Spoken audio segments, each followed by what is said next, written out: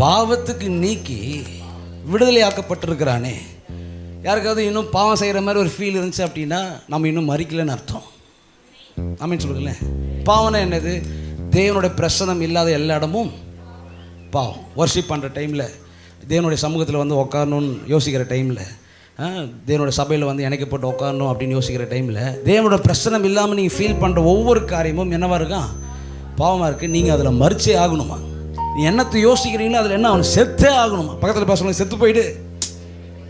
இது திட்டுற செத்து போயிடு இல்லை, நல்ல செத்து போயிடு.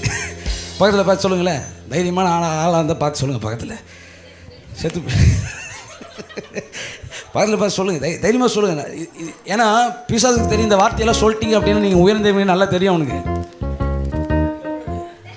நல்லா சவுண்டாக சொல்லுங்கள்.